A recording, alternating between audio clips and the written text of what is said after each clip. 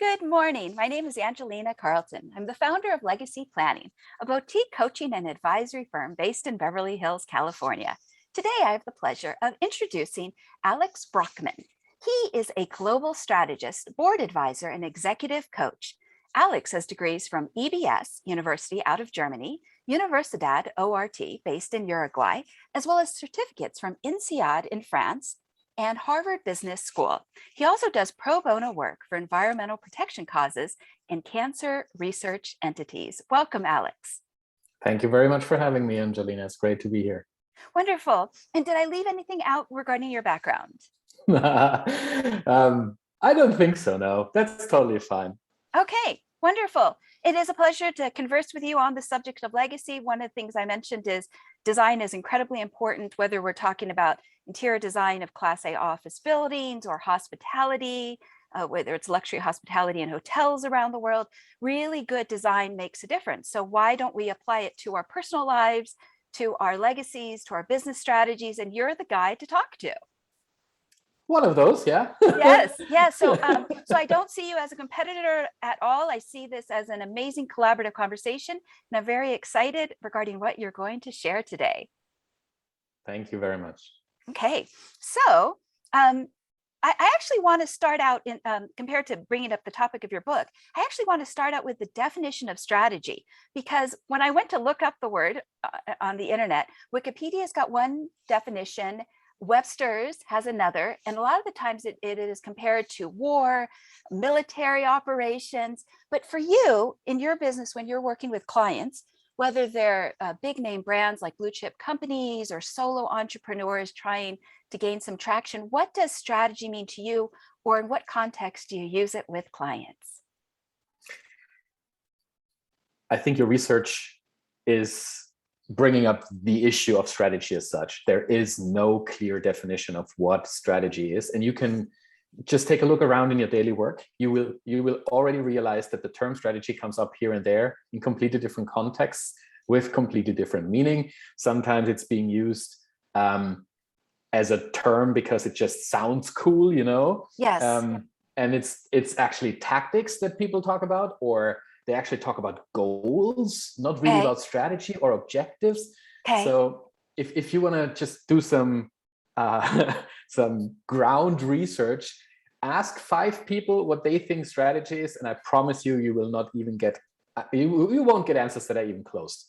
Absolutely. To each other. So my definition of strategy in the context of building an impactful business, an intentional business, is simply a strategy is your plan how to reach a certain desired state of your business in the future. Okay. And that plan is not fixed. It needs to be adaptable to the changes in your environment. Competitors, clients, your own company, financial markets, things change around you, right? So your strategy is at any given moment your best guess how you can reach your vision, your desired state of your company in 2, 3, maybe even 5 years down the road. And it's the set of priorities that you take a look at any given moment. So when you start out with designing a new strategy, you might have 3 or 4, maximum 5 so-called strategic pillar projects, where all your activities are sorted into. And that immediately gives you incredible focus, because everything else you don't do anymore. Yeah, everything else is just a distraction of getting you to where you want to be. Yes, I think it brings incredible clarity. So I'm going to put you on the spot this moment. Can you provide for the listeners or the viewers one brand or solo entrepreneur that has a very clear strategy? Because you're right, if there is confusion, people just get lost. They have no idea what you're selling, what you're providing, what you want from them. Yeah, there are tons of companies that have great strategies in place that they talk about as well. Name one. And I'm pretty sure. just take the German premium car manufacturer Porsche. They have an incredibly transparent strategy written on their website for everyone to take a look at and to get inspired. What makes the strategy so great is that it has very specific goals and targets for the next 3-4 years, and that they actually define the buckets, the priorities where they want to focus on. And that gives you incredible focus and clarity, because it means for the leadership population in the organization, if that's our strategy, I need to figure out now how my team and I best contribute. And you focus your time, your money, your energy, your passion, everything to reaching those targets. And if you are clear as a company on your strategy, this is the first and most important step of aligning your leadership population and eventually everyone that works in the organization around that goal and helping them understand how to contribute. Yes. And I think it is amazing, because when there is that clarity, it will unite a group of people. So there's not going to be, you know, that sense of what I might call herding cats. Yeah, yes. Exactly. Yes. So I think one of the amazing aspects, I'm going to bring up your book right now, is that you're bringing this knowledge that you've learned from working as a global advisor and a global consultant with huge teams, huge companies, and you're bringing it to the solopreneur that might not have that access to that education, to that guidance, so that their blind spots are covered. So would you say that's a bit of what your book covers? Because I've yet to read your book. Everyone has yet to read the book. It will come out early 2022. The book is written, it's done, it's ready. Okay. Currently in the refinement phase. Okay. So yes, that is absolutely what the book does. So based on the past 15 years in strategy, I took the best concepts that I've seen work very well in reality. I'm not talking about a scientific theory or academic frameworks here. I'm talking about hands-on tools and processes that really deliver results. And I took these and I took a look at what else is around there and what my own experience is, and put everything into a cohesive framework that I call the 9 elements of organizational identity. And the core process of bringing those 9 elements to life is your strategy process. And I define it actually step by step. How does each step look like? What is it that you want to achieve? How do you achieve it? And how do you actually go about it? I even give facilitation tips in the book on how you can help your team get their head around the topic of strategy and all the other 9 elements around that. And these are things like, what's the purpose of our company, of what's the purpose of being a company, and what is the impact that we want to see in the world based on the unique skills that we have. So how can we contribute solving an issue out there that is larger than just money, right? Yes. That's one of those elements. Another element I touch is everything around values.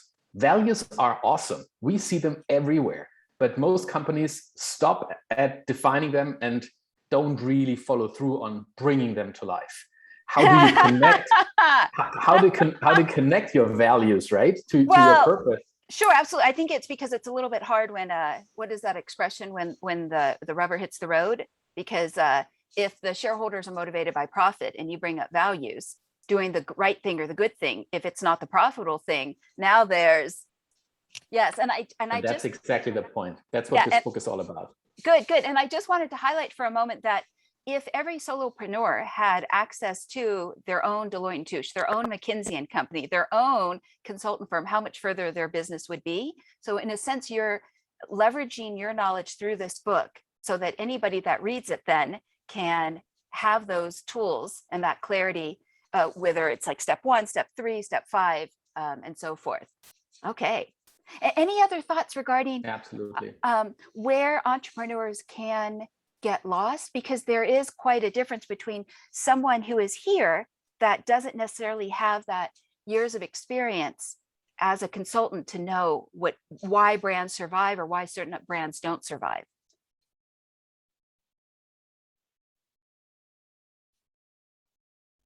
You already brought up one of the biggest issues that leaders and solopreneurs and entrepreneurs have to deal with on a day-to-day basis: the struggle between doing good and doing well. Okay. Being profitable and doing the right thing. And let's be frank, you can be very, very profitable and being a complete asshole. to everyone else around you. It's just, I see it every day. I see it Yeah. every day. People that go through the world with their elbows out and hitting everyone in the face that is not out of their sight by the count of 3.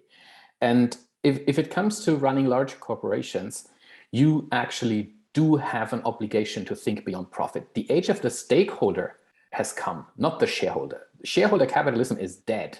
Only those who have not understood that they don't operate in isolation, and if they're motivated by money, well, so be it. But if you at the same time, if you make a lot of money and at the same time screw the planet and screw people, then screw you. People will not want to work for you anymore in the future.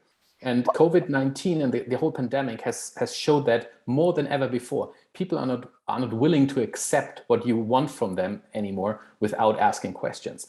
And it's also us as consumers. We've never been better educated about our consumer decisions than today. We ask questions. We want to know whether a brand or a company is in line with our own personal values. And if not, I stop buying your products. It's as simple as that. So that's why I brought up the topic of values. It's so important to help a company take a stand when it counts. Well, I think the leadership does make a difference. And if they could be proactive about that compared to waiting for their customer to come forward, who's now researching every aspect of who they are, what they do, their supply chain.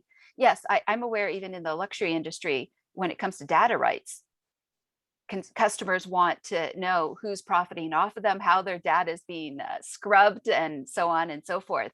So I think today's consumers much more well educated if they choose to research and be proactive. So you're right. I think the leadership does.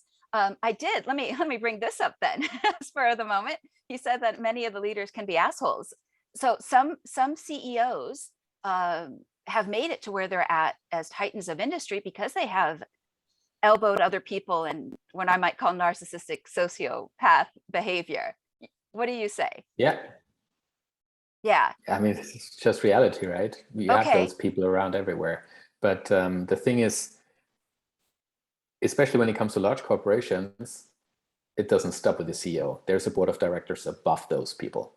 And the board of directors has the longer term benefit of the company front and center, not the CEO pay, which typically is, or very often still is, just related to the next quarterly gains, right? So if you have a board of directors that has the long-term development and the long-term contribution of a company in mind, then the odds are that narcissistic behavior and misbehavior is not being tolerated. The more transparent a company becomes when they are publicly listed, for example, the less this kind of behavior is sustainable.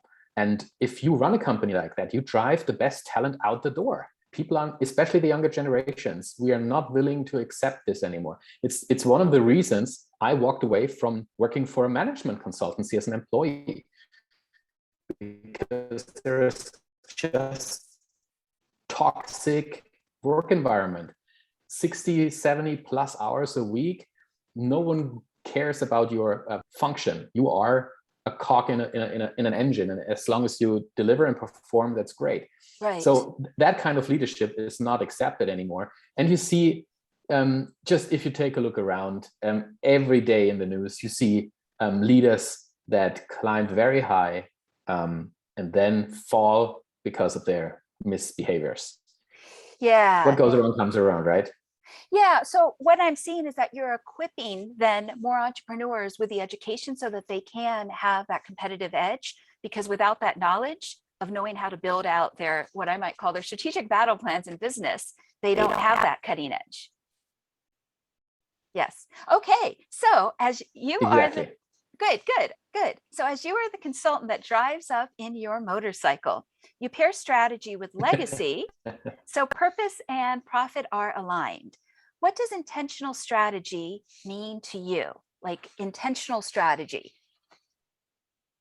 It means that you, first of all, have a strategy in place.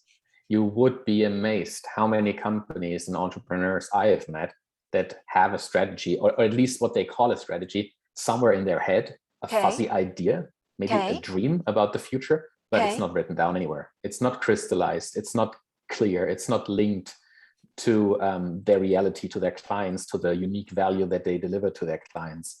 So first of all, intentional means writing it down, being crystal clear on what you want to achieve and how you think you might get there. And then the second part of the intentionality is to be totally clear about how you make money and how you impact others on the way. And there are companies that have a negative impact on others on the way because of how they treat their employees, because of how they let other subcontractors exploit their people somewhere in the supply chain, or because they dump huge loads of sewage into our rivers or oceans, or produce microplastic and put it into their products, being swamped into the ocean, you name it. So it's about being more intentional about how you run your business, about understanding the negative consequences of your actions, and then being clear on how you can change that. Just because you've done it in the past does not mean you need to continue doing it. And this then brings you on a path of realizing that you can run a business for profit without screwing everything and everyone around you. It means that you need to taking those shortcuts. Put your exactly. So a bit less of I and now for a bit more of we and then is, generally speaking, a very good approach. So if you have in mind a sentence like, I want to do well while also doing the right thing, then you're on a good trajectory. Because what you then do is you don't ask yourself, how can I reach the ultimate goal of making money? You ask yourself, how can I reach the ultimate goal of building a legacy? Something that I can be proud of when I look back. I had a great life and I did the right thing on the way, handing over to the next generation a little bit of wealth in my family, but I know it did not come at the cost of the environment, at the cost of other people that worked for us. Yes, stepping on other people's backs. Yes, or exploiting nature. Yes, I know that you definitely have a heart for environmental causes, and I think that's a beautiful thing, and that will be also a part of your personal legacy, which we will touch upon in a moment. Yes. Okay, well, good for you. So you're definitely empowering entrepreneurs to step forward, so that I would almost say that then change will be driven from the bottom up, or possibly from the top down. I would say so, yeah. Okay, if more of the shareholders and so forth would read your book, or be willing to voice their own personal values more than the returns that they're getting. I think there are three levers that we need to take a look at. We need to take a look at what do the large corporations of this world do. You have to imagine that the top 100, the 100 biggest employers in the world need to imagine how many people around the world are working for them. It's absolutely insane how many people work for the top 100 companies. Their power, if those top 100 would try and do better and do the right thing, the ripple effect would be immense, because they're touching so many people in their supply chain, people that work for them, and the consumers, us, that buy their products. So that's kind of a top-down approach, if you want. Take the biggest ones and help them move the needle. A bottom-up approach is when you take a look at all those entrepreneurs that see an opportunity to do things in a better way and then start a business that helps us reduce waste, that helps us help us live more consciously. That's kind of a bottom-up. And because we are fast, entrepreneurs are fast. We see an opportunity, we go for it. Those huge companies, they are freaking super tankers. It takes a while to move the needle there, right? Yes, they're slow. And then the third element, the third lever that we have is everyone has the opportunity to invest in the stock market. So put your money to those courses that you believe in. Don't give your money to those companies that bring the highest profit. Give your money to those companies that you believe in. They make maybe a little less profit right now, but if they do the right thing, it will pay off in the long run. And you support those companies. I mean, we're talking about impact investing here. Yes.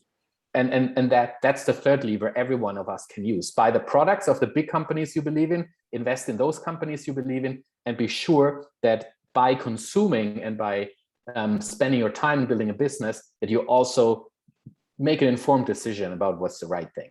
Okay, very good, very good. So let's say that, and I'm just going to put you on the spot one more time again. Let's say there's an entrepreneur that comes to you and they've got a great vision and they would like your help. What is one thing that you would want them to know that could empower them? Or you can use maybe a case study and you could maybe omit the name of the client or whatever you'd like. I think the most important piece in bringing a vision to life is making it measurable. Okay. We are talking so much about fancy things. We're talking about shaping your vision. You need dreams that fuel your fire, right? Okay. And then you also need to know how to bring those dreams to life. And there it becomes difficult for many people because they just operate their businesses based on gut feeling, based on maybe even rationalizing around their decisions that they did in the past, because it's hard to accept that you might have screwed up, or at least the part. Right. Or I might add, finding the right guide to help them through the forest, the metaphorical forest, to say, watch out for the poison ivy and watch out for those rocks over there. Yes. Exactly. So what you really want to do is take your vision, identify the 4, 5, 6 key elements in that vision that really matter, and then put a success indicator on them in order to know that you are moving the needle. If you write down a vision, it's typically 2, 3, 5 years out. So what do you do afterwards? How do you actually bring this to life? So you need to reverse engineer from your goal the actions that you need in order to get there. And in order to move the needle over a certain period of time, it takes it just takes time. You can't just write down a vision and then go back to work, hustle and bustle for another 2 or 3 years, and then ask yourself, did I actually reach my vision? Yes, no. That's not how it works. You need to be able to have those 3 force check-ins per year with yourself and your business and your strategy and your vision, and be like, am I moving the needle? Are there things that I see that I'm moving into the right direction? Yeah, and having those honest conversations. What do you think stops many entrepreneurs? Because you've taken legacy and you've also brought it to a bigger picture, that it's also our legacy. So what do you think are some of the things that slow an entrepreneur down? First of all, not having a clear vision and not having a clear idea on how to reach it. So just the typical entrepreneur that I mentioned earlier that has a fuzzy idea of where to invest in. And I know how hard it is. I mean, I've been running businesses for the better part of my life. And I know how hard it is to detach yourself from the operations, from the day to day, especially when you're on the front lines working with clients every day, and take this step back and asking yourself, are we moving in the right direction? We're probably making the right direction towards the vision and the legacy that we want to achieve. So money is not the only success indicator. You need to see that you're moving towards those elements that are important for you in your vision. Yeah, I always say it's not the money that you have, it's what you do with that money. Of course. That takes a little extra imagination. Yeah, and I'd like to do a plug for coaching here. Yes, I think also that a coach can help keep that entrepreneur accountable when they become overwhelmed, because it's one thing to be in the play and it's another thing to be in the audience. And it's hard to wear both hats at the same time. And so if you're in the day-to-day operations, it's hard to pull back and to see the landscape. And I think that's where great coaches and consultants and advisors come in, because they can read the baseline and blind spots that you as an entrepreneur might not see. And I can easily come into an organization, talk to the CEO and be like, guy, that is not cool. You're not doing the right thing here. You're going for the easy way out. And I can challenge those people in a completely different way, because they can't fire me. I'm not an employee. I'm not dependent on them. That's why they bring me in. That's why they want to hear the honest truth, because very often the further up you're in the chain, the less people dare to speak out and to raise their voices. Unfortunately, that's the case. So advisors and coaches can help you, first of all, uncover whether you're on the right track or not. It's not that they tell you, it's that the questions that they ask you, so that you find out yourself. That they help you understand whether you're going for the ambitious goal or for the low-hanging fruit. And it's something completely differently talking to a company owner, whether it's a large or a smaller organization, from a perspective of legacy and what they want to be known for, Right. and talking to them on the other hand about their next paycheck. And you will realize that even the most even those people that were brought up in those large organizations and that were kind of brainwashed over the years about maximizing profit and cashing in on big bonus checks, even they realize that this is only one a part of the coin. You need to take a look at the other side of the medal as well, and especially if they have kids, they know whether what they're doing is the right thing or not. Because I always ask them one question: what would your kids say if they saw you lead this company every day? Would they be proud of you? Oh, that's good. And that hurts. Very Yeah. often it hurts because they Yeah. know deep down, they know when they do the right thing and when they don't. Right. People know. Right. Yes, and they do. And kudos to you for asking what are called those good, powerful questions. Yeah, and that can make people squirm. But as you probably know, the magic of coaching happens in between conversations. Yes, and humans can oftentimes be hardwired to want familiarity, but just because we're hardwired to want it doesn't mean that it's the best for us, because we know that humans are happier when they're growing, like plants, right? Yeah, Absolutely. yeah, yeah. I can't.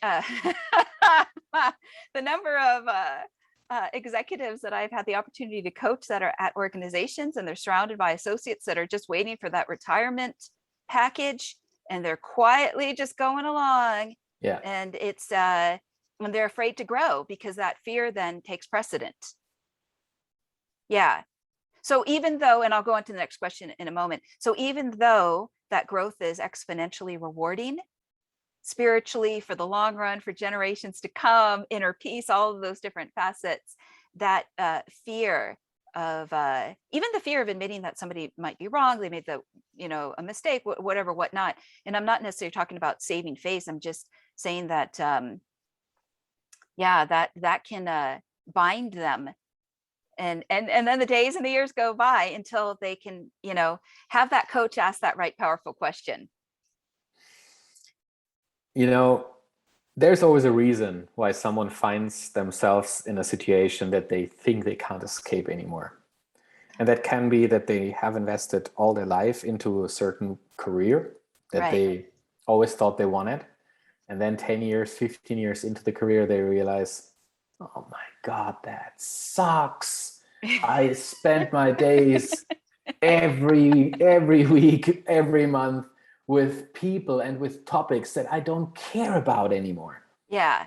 But they have this big house, they have the kids in private schools, they have their social standing in their community, and they are just afraid of letting go of that golden cage around them. Yeah. And sometimes it's even more difficult for them because they can look through, they sit inside that cage, but they see what's going on around them.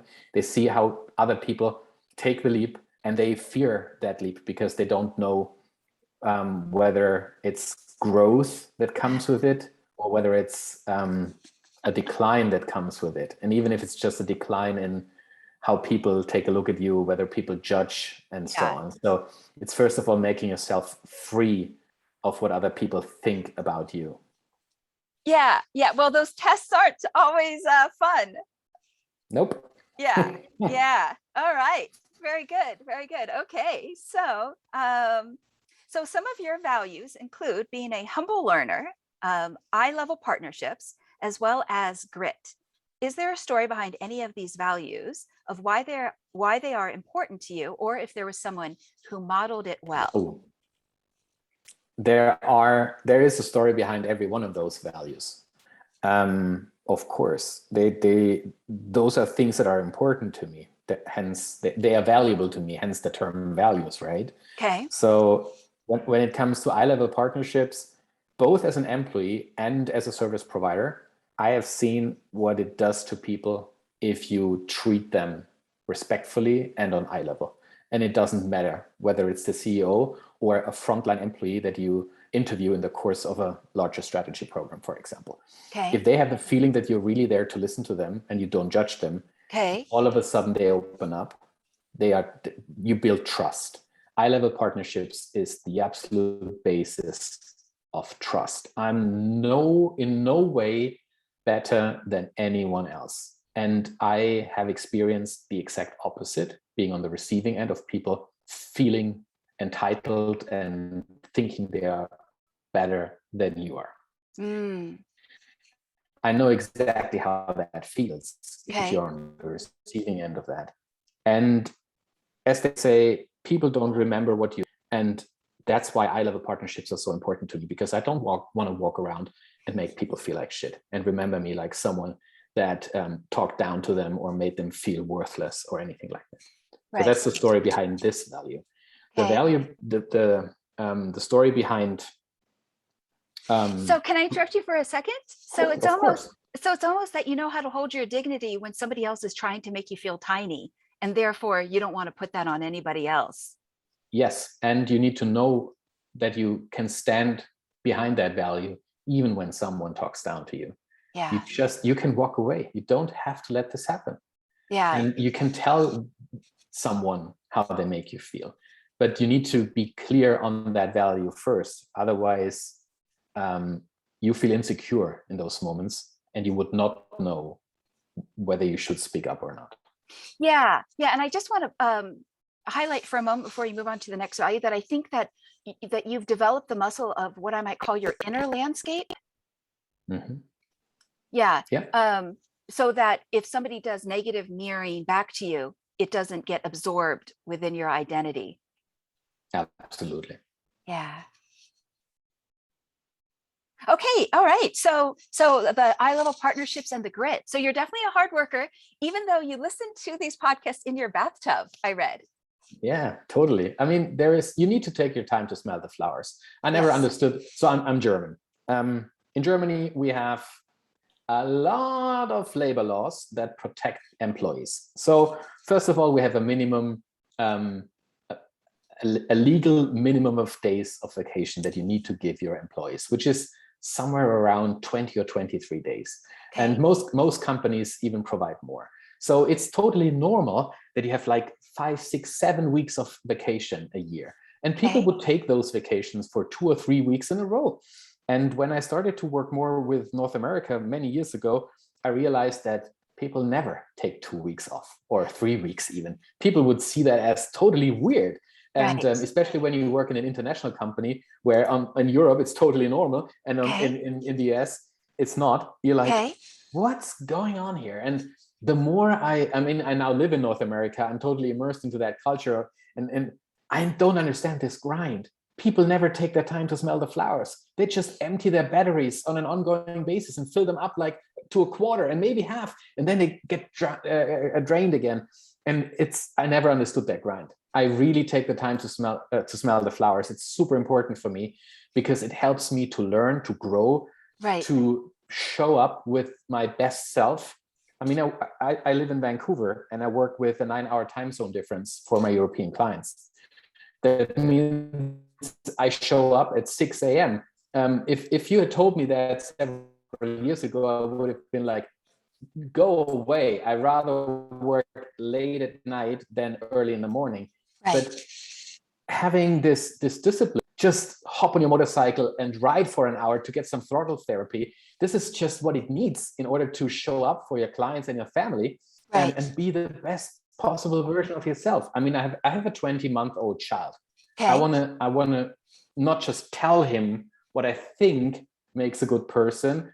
I want to raise him by example and show him that it's important that he takes time off for himself. Yeah, and you're modeling. Without his parents, without friends, without any distraction.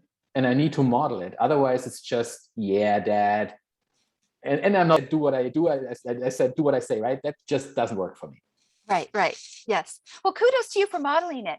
And before we move to your personal legacy, is there any other tools you would want to share with the viewer or the listener as it relates to what you've learned from your professional experiences that might be a sneak peek into your book? And your book is titled The 9 Elements of Organizational Identity. But yes, what might be any other insights you might want to share?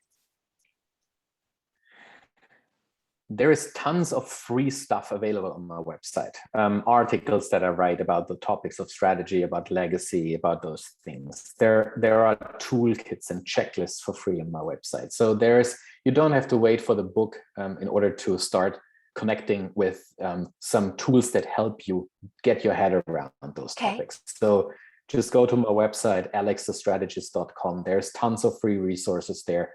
Just start digging, find what helps you, download the toolkit. It's a 20-page document. It's a work package in the end that helps you really write down your vision, make it measurable, define the strategic buckets you want to focus on in order to work toward the future that you want to have. Wonderful. And how would you define, before we move on to your personal legacy, how would you define diamond values? Because that was a phrase that you've used. Yeah. It's a core element in my book. One of those 9 elements is values, and how you bring them to life. And I talk about different levels of values in that context. And for me, diamond values, and I call them diamond values because they are like diamonds. They're really, really hard to alter. A diamond, to change the shape of a diamond, you need a lot of energy. So they're super hard, they're enduring. And that's what diamond values need to be for me.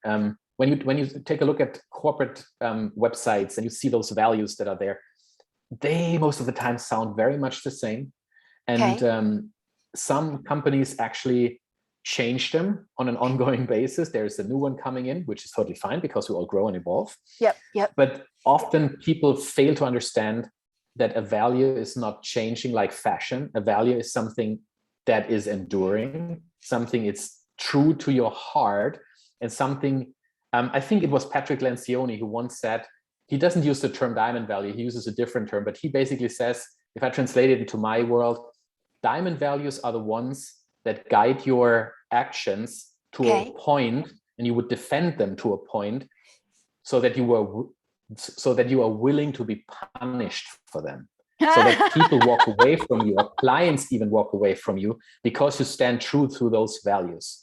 And that's what a diamond value really is. Yeah, that's real life stuff right there. Yes.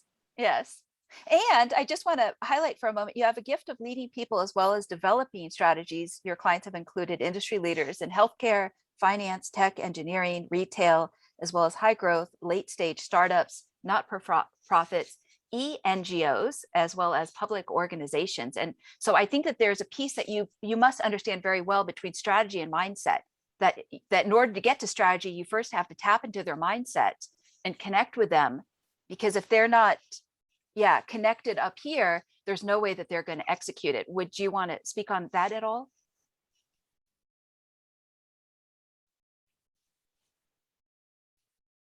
Absolutely. Yeah, mindset is the absolute key. If you get your head around strategy, just imagine you gather your leadership team and you realize you don't like person A, person B hates your guts, and all the dynamic in the room is just not right. Person C is actually already kind of out the door because they want to leave the company. And you know what? You take a look at that and you'd be like, yeah, that is a completely dysfunctional team. How would they ever work on the future, on an aligned future? That's what strategy is. Strategy is your aligned plan to reach an aligned state in the future. So first of all, we need to talk about bringing those people together, helping them develop a growth mindset, detaching from their operational roles. Just because you're the COO now doesn't mean you will be the COO after the strategy. An organization's structure and processes need to change to support a new strategy. And why do I say that? Every new strategy brings change. Otherwise, it's not worth the paper it's written on. If you want to just do whatever you've been doing so far and now you do it really well, that's called operational excellence. That's not strategy.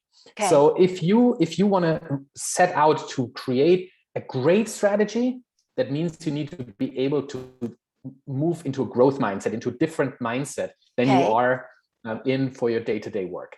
You need to be able to be a bit futuristic, think about the future, really use foresight and knowledge and insight into the market, into your clients, in order to create something that has magic to it. If there's no magic, nothing that makes your hair stand up on your arms when you read that strategy, it's not a strategy. Yeah, yeah. So it's really about that mindset and uncoupling your personality from your role and work toward the best possible future you can imagine.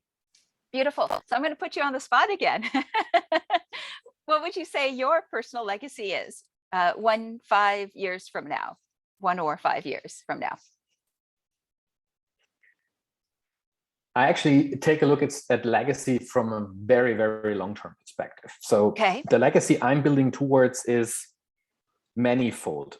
When it comes to my son, for example, and my family, I really want to, I want to be known as a loving father that is raising the kids, not my own kid, but also the kids of family members around me, completely free of any violence, physical violence, as well as verbal violence. So it's something I struggle with sometimes, not with the physical piece, but I mean, kids listen when you talk to other grown-ups. So that even if you don't talk to them directly, they would get the vibe of what you say. So it's really about helping myself also to develop and become better and better with the language that I use, with how I show up as a grown-up and help people, kids especially, have a role model around. So that is one piece of the legacy I want to have. I want to break the cycle of violence in society. And when it comes to anything about my business, can I just interrupt you for a moment? I think that that's wonderful because, you know, our energy by itself can uplift somebody. Like when they say, if you walk into a room and everyone's laughing, you want to laugh, or if you walk into a room and everyone is angry, you're angry. But I think also words are so important. So even if you don't mean physical violence, words alone can manifest into reality. Words can bless, words can curse. And sometimes we don't even realize how we do it to ourselves or to our loved ones. So words become reality. Your thoughts become your words. Your words become your actions. It's just how it is. Yeah. And you see this every day around us. So when it comes to my business, I want my legacy to be that people remember me as a facilitator for their personal development and their personal growth, whatever that means. And I want to make a difference in a sense that I help people approach their business in a more holistic way, in a more sustainable way, that they balance purpose and profit, that they balance their impact and the money that they make, and that they don't go for the most shiny object because it's shiny, but because it's the right thing to do. Yeah. Yeah. So they're motivated by more than just greed.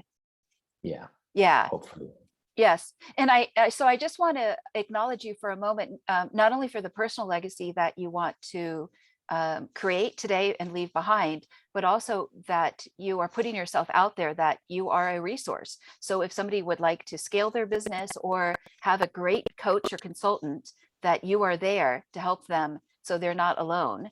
Because I think a lot of the times people have great ideas, but they don't know, like you had mentioned, how do they take it from A to Z, where they don't get stopped or blocked or slowed down or hindered by the many setbacks that they will be tested by. And the tests are real and they're uncomfortable. And you mentioned the golden cage before. Do they risk it, even if it's a calculated risk? Because there's always going to be blind spots. And as you know, you could move forward in life and it could be exponentially better, or it could be exponentially worse. Yeah. Yeah. And it's a lot easier to rebuild at 20 than it might be at 40 or 60. And so, you know, what you're asking of people when you're asking them to grow, it's a huge leap of faith, but you're also telling them that they are not alone.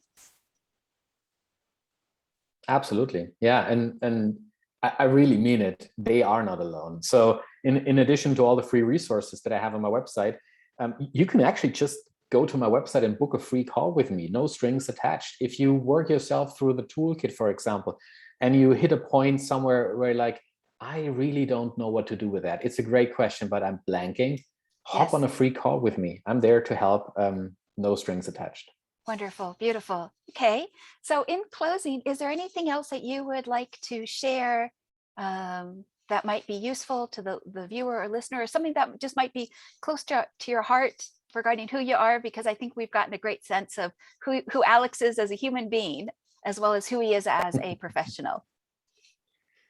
I mean, the only thing I can think of right now is I'm super passionate about helping people cure diseases that are terminal today, especially when it comes to childhood cancer. A friend of mine 3 years ago lost his daughter at a very young age to childhood brain cancer. And if you really want to make a difference and want to help people fight cancer, just Google DIPG fighter and make a donation for research. That would really help. Thank you very much. Wonderful, wonderful. So definitely to end the suffering. Yes. Okay. Well, thank you, Alex, so much for this collaborative conversation. I very much appreciate it. And I appreciate the knowledge that you're bringing forth. I look forward to reading your book when it is published, and I will definitely check out your website some more regarding those complementary resources. And again, what is the best way for somebody to reach you? Just go to my website, alexthestrategist.com.